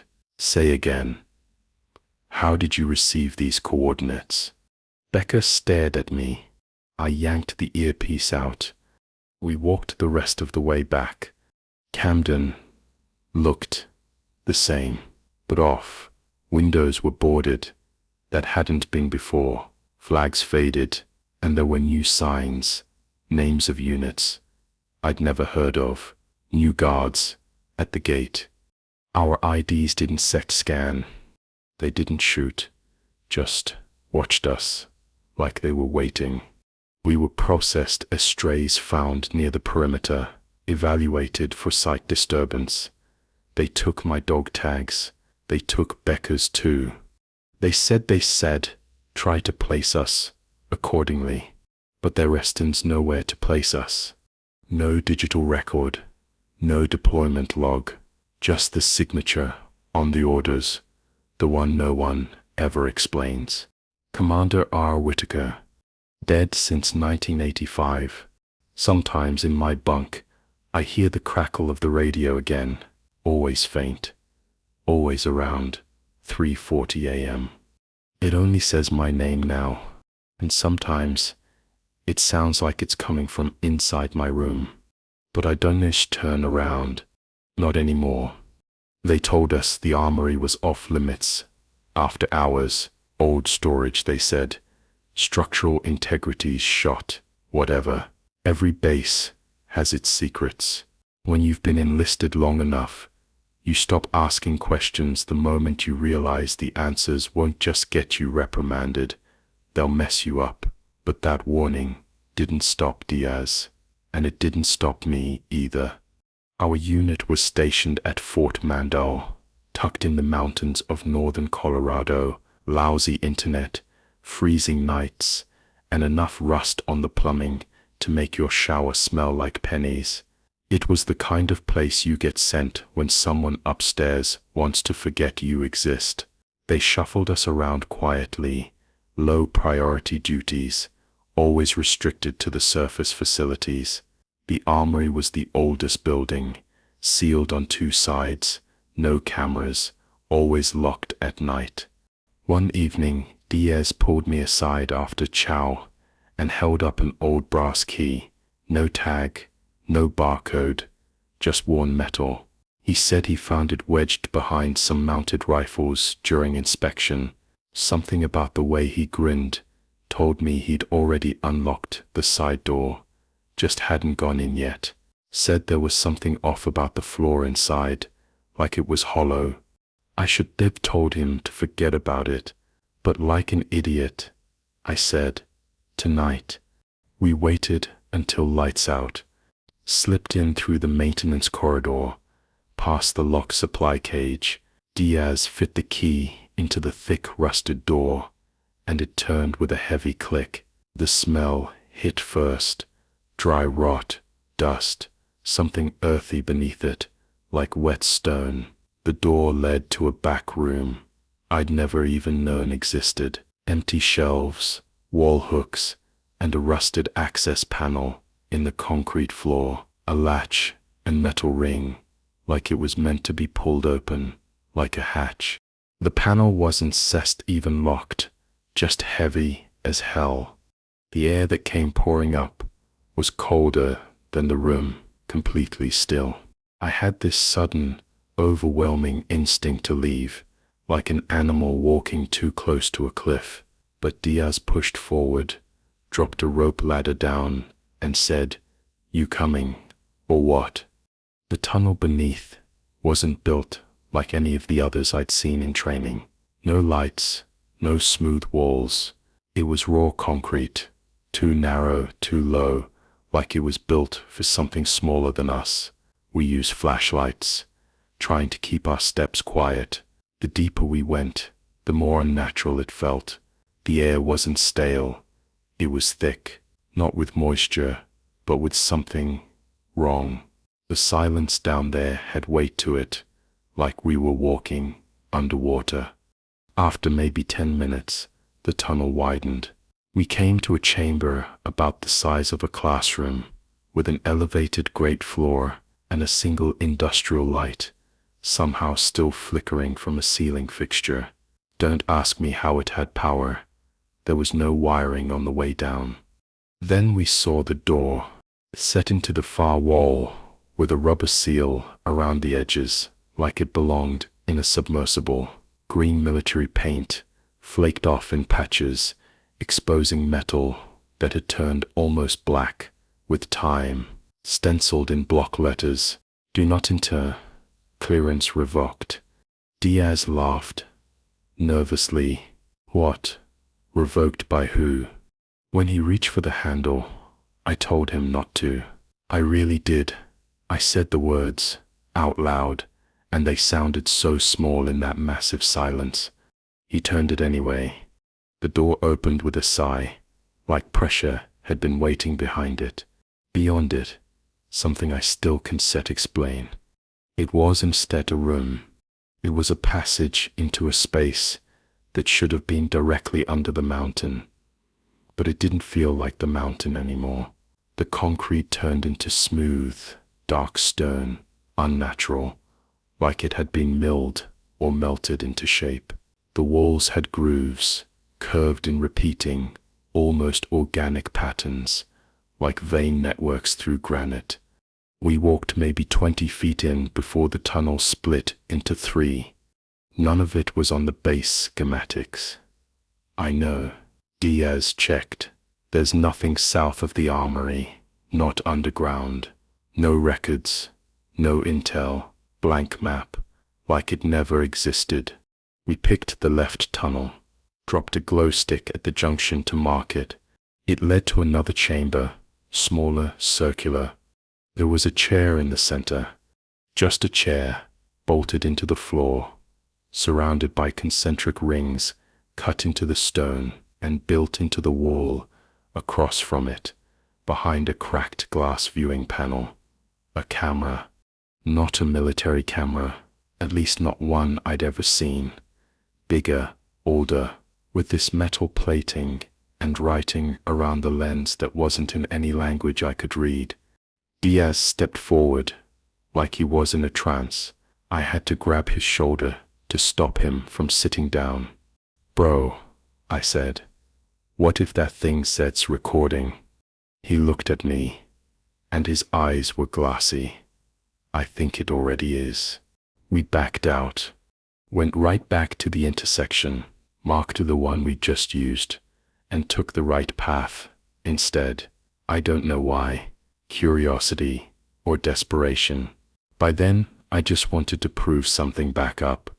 Top was real, that we didn't imagine the chair, the language, the feeling of being watched. The right tunnel sloped downward. As we pushed on, the air got colder, not sharp, just still, inverted, like it was being pulled down. Then we heard it, a voice, from deeper in the tunnel, not loud, whispering, but consistent. Not English, not anything I recognized, but it had rhythm, like it was saying something over and over, like a code or a prayer. Diaz raised his light and froze. There were scratches in the walls, etched with something blunt, thousands of hash marks, then sentences, all in different handwriting. Some were fresh, some were so weathered, they were almost gone. One of them stopped me cold. We should never have dug beneath the armory. Others said things like, it only takes one to open it again. Do not answer its questions. It knows your name before you do. I tried to mark our path and turn around, couldn't find the last glow stick. The tunnel intersection was gone. I swear to God, it literally wasn't there anymore. We were standing in the same place. But the corridor didn't split anymore. It just kept going, like the stone had healed behind us. At some point, the voice stopped whispering words. It said, "Welcome back, Private Diaz." Clear as day. Perfect cadence. My blood froze. Diaz looked at me like he wanted to say something. Then he bolted. He ran ahead, way too fast to catch up. I yelled and followed, but the turn started feeling off. Every 10 feet, the tunnel shifted somehow, wider then tighter. The floor is getting stickier, and that wrong feeling in my chest, it wasn't fear anymore. It was familiarity, like I'd been here before, like I knew the routes. I eventually found another chamber, a small one, no light. Just the splash of my flashlight, catching the edge of something shiny on the ground. It was Diaz's name tag, still warm. And next to it, a set of footprints leading deeper, barefoot. I followed for nearly an hour. Don't remember how I got out, not exactly. At some point I was just back at the hatch, alone, no footprints, no rope ladder. I had to jump up and claw my way out with bleeding fingers. It was daylight when I emerged, cleaned myself up, reported Diaz missing. They claimed he was transferred to another base 3 hours before, orders signed, paperwork sealed, no further discussion allowed.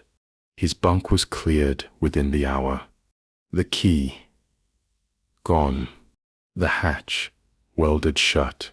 I should have walked away, should Burge let it go. But a week ago, I got a package, no return address. Inside it, Diaz's dog tags, and a photo. It was black and white, maybe the original print. Old, faded. It showed a group of men in uniform standing in front of the armory. 10 of them, faces hard to see. But number 11 was seated in the center.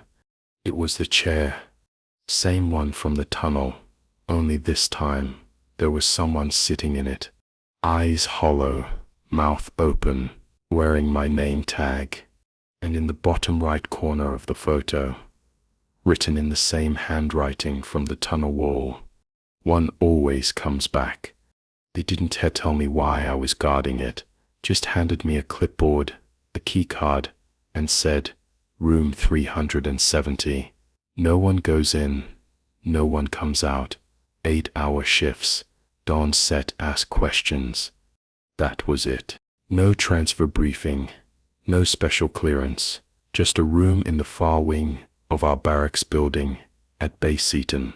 The hallway itself was mostly empty, part of the old wing, as they called it, closed-off areas we weren't supposed to use because they hadn't undergone reinforcement upgrades. But room 370 was lit, clean, powered, almost looked new, like someone was maintaining it, but nobody ever entered or left.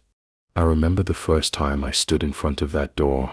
Something about it felt off immediately. The door looked just like all the others, but the light above it buzzed slightly louder.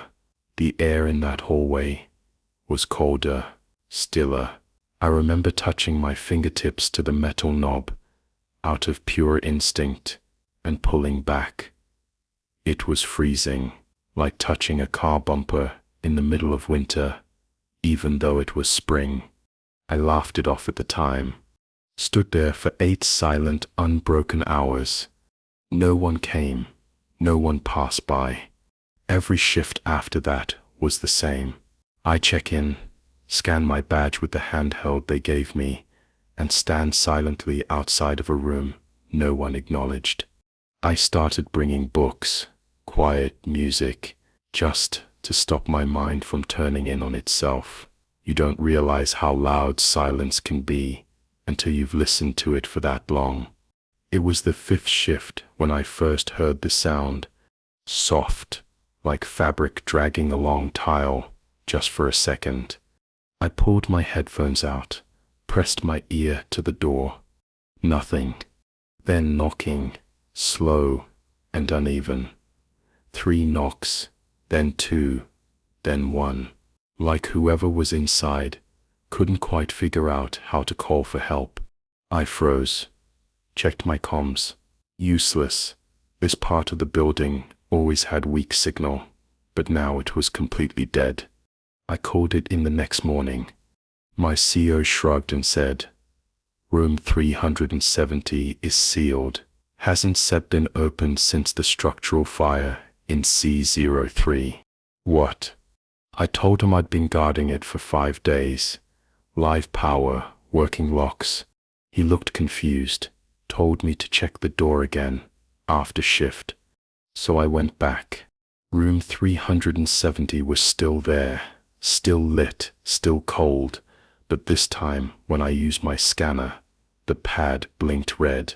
Access denied, like I was never supposed to have entry clearance to begin with. I went back to the CO. He brushed it off again. You brushed it off again. You've been mistaken. There is no room 370 on active duty lists. I didn't push. I knew what that kind of answer meant.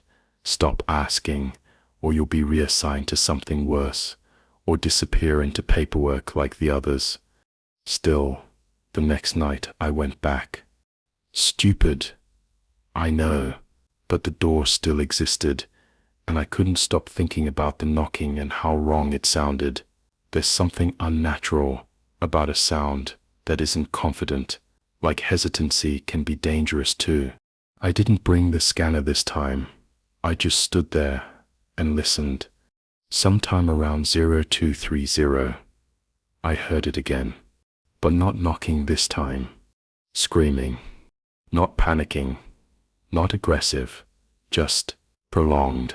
Something human and throat-shredding, like whoever was inside had been screaming for hours and couldn't stop themselves anymore.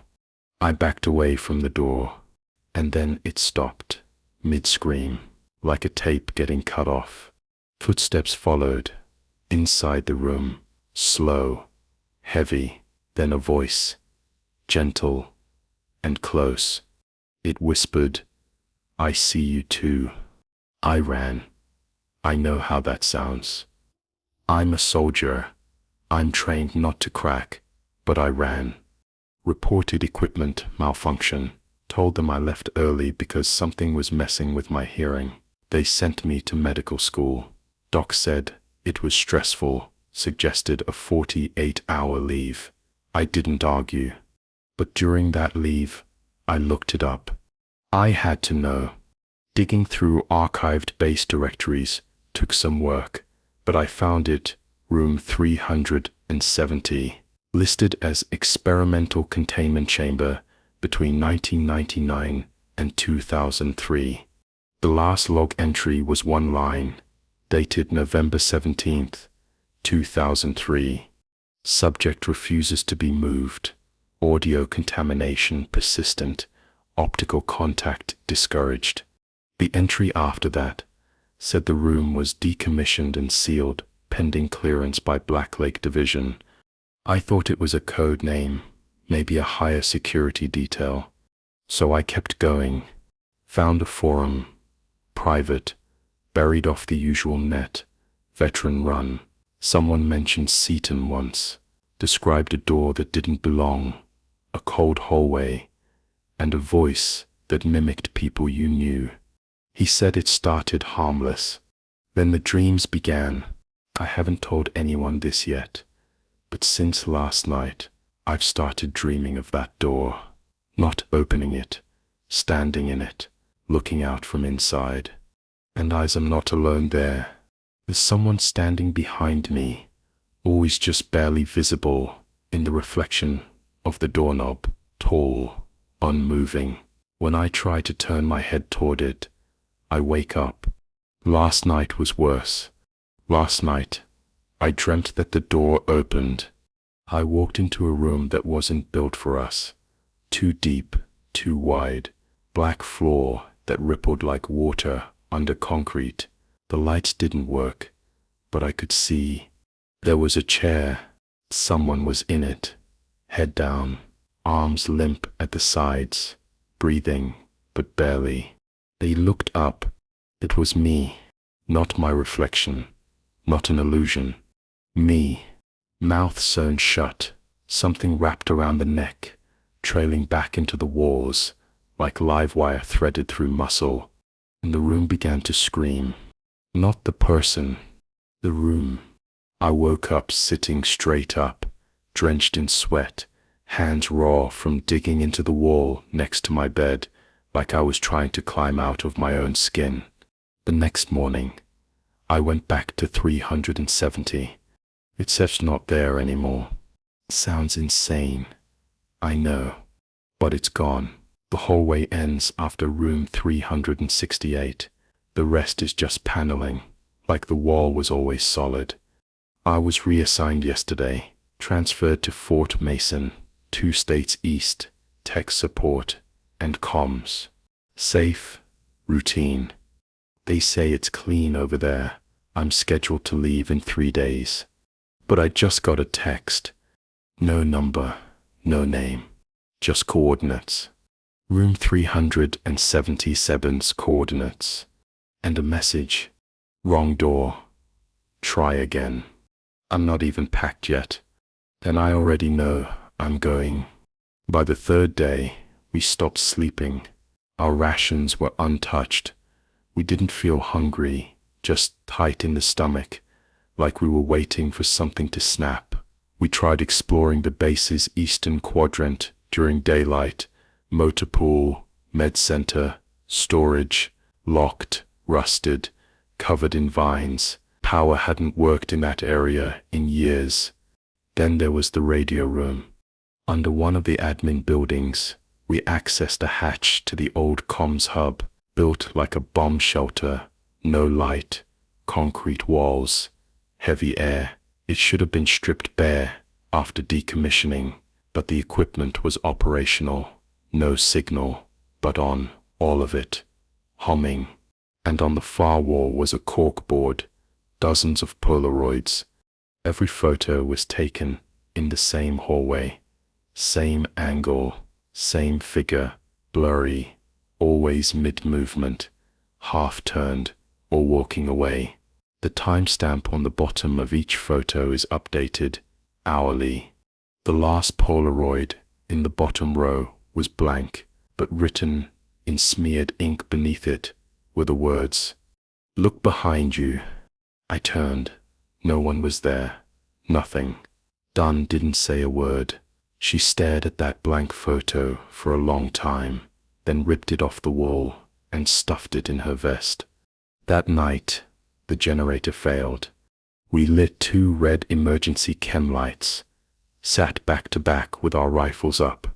It was colder than the night before. Drastic drop, like stepping into a freezer. At 0411, Dunn leaned in and whispered, "I saw it." I didn't ask what. I didn't want to know. Her voice cracked when she said it. Dunn doesn't crack. She begged me to leave at first light, not wait for the others. Just walk. Radio be damned. It takes a lot to make a soldier panic, even more to make her cry. But tears ran straight down her face, silent, as she stared into the hallway. At sunrise, we packed. We barely said a word to each other as we crossed the quad. Then something hit me like a gut punch.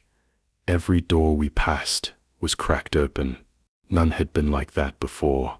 The wind wasn't strong enough, and from inside each one, it felt like something was watching, waiting to be acknowledged. Dunn made it to the gate before me. She turned around and froze. She screamed my name once before she was gone. Not disappeared, not taken, just fell backward, like she'd been yanked straight down through the earth. But the ground didn't move. I ran to where she'd stood, and all that was left was a burn mark on the dirt, circular, blackened, smoking. I called for her until my voice broke. Nothing. I ran, didn't grab supplies. I didn't sleep, just ran south, through miles and miles of dead forest. I don't remember most of that. Blisters, cold, hallucinations maybe, but I made it to a ranger post. 3 days later, could barely speak. They hospitalized me, debriefed, more like interrogated me. I told them everything. Every detail. The Polaroids, the burn mark, the footsteps. Done. They said Fort Hensley doesn't exist. Not anymore. Not as a military site. It was decommissioned, yes, but not in 2008. It was shut down in 1991, after an incident that they refused to detail. Civilian newspapers say it was a gas leak, but Army logs for Fort Hensley stopped abruptly June 3, 1991. No withdrawal orders, no casualty reports, just silence.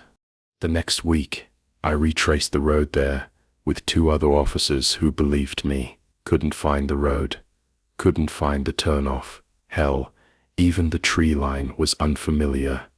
It sits like the whole goddamn base vanished. I've since gotten reassigned. Quiet desk role.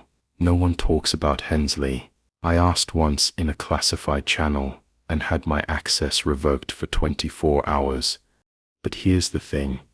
2 days ago, I got a package, no return address. Inside was one thing, a Polaroid, blurry hallway, same angle, same base. And this time, Dunn was standing in the center of it. Eyes black, expression blank, like the life had been scrubbed clean out of her. Written underneath, in the same smeared ink, "Honest, are you coming back?" We weren't supposed to be exploring anything. The mission was simple. Sweep the old Cold War-era bunker complex for structural stability before the engineers came in. Scan, tag, record, that's it. No digging around, no ghost stories, no going deeper than necessary. But if you drop 4 bored military engineers into a decommissioned underground facility for 3 days with nothing but weak Wi-Fi, bad lighting, and creaking steel doors, something's bound to go wrong. It started the first night. We'd set up a staging area near the command center, what used to be control for launch protocols back in the late 70s. Dust everywhere.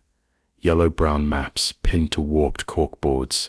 Decades-old cigarette butts still sitting in ashtrays like everyone just stepped out for lunch and never came back. The place smelled like oil, mold, and that weird mildewy sting you feel in your throat when you're too deep underground. We joked about radiation. To be honest, I think we were all hoping for something spooky, just stories to take back. Someone even said, "Bet this place has hidden tunnels." I wish I hadn't said anything. That's when Kovacs mentioned the door. "You guys checked the tunnel behind the decon chamber?" I hadn't. None of us had. The chamber was supposed to be sealed off, according to base schematics, water damage and subsidence risks. But Kovacs swore he saw something past it, a reinforced steel hatch. So we checked it out. The chamber itself was a standard decontamination layout. 2 doors, tiled walls, huge rusted pipes running overhead. The lights above buzzed like angry flies. One flickered non-stop. It took all 4 of us to heave the secondary door open. It groaned like it hadn't moved in decades. Beyond that was a narrow corridor we didn't expect. This part wasn't on any map, not printed, not digital, not in the files we had, and we had everything for that site. The hallway went down at a shallow decline.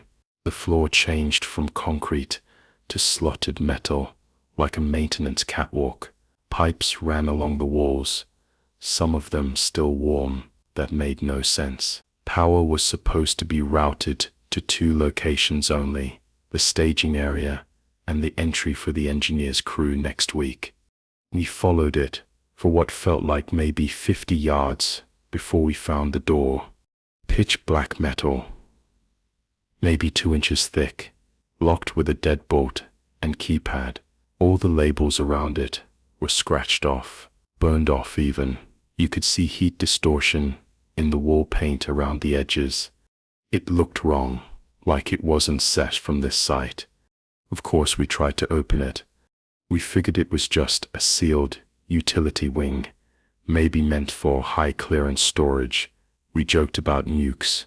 We joked about bodies. Then Duran pointed something out. There were scratches on the inside of the door frame, not just scuffs from wear, but gouges, like deep, frantic drag marks in the steel lining, like someone had been trying to keep something in. Kovacs wanted to leave. I agreed, but Maya was a genius with bypass systems, and he was already digging into the panel. He said it was standard military hardware, just outdated. Give him 10 minutes, and he'd have it wide. I should have stopped him. I didn't. The code cracked at 2:17 a.m. The door didn't open outward like we expected. It collapsed inward, slow, like a vault breaking seal, and the cold that hit us, sharp, dry, chemical, wasn't natural. Lights inside flickered weakly, red emergency backups fed by some decades-old generator. We stepped in. The tunnel was curved and completely lined with lead sheeting. Floor, walls, ceiling, sealed tight. There were doors every 10 feet or so, all labeled only with numbers. Some open, some locked. Nothing inside most of them but beds, desks, old food packs, and restraint gear, like observation rooms. Like someone was kept inside each one for a long time. None of us talked about what it looked like, but we were all thinking about it. Containment. Room 009 still had tape on the walls, hundreds of Polaroids stuck to it.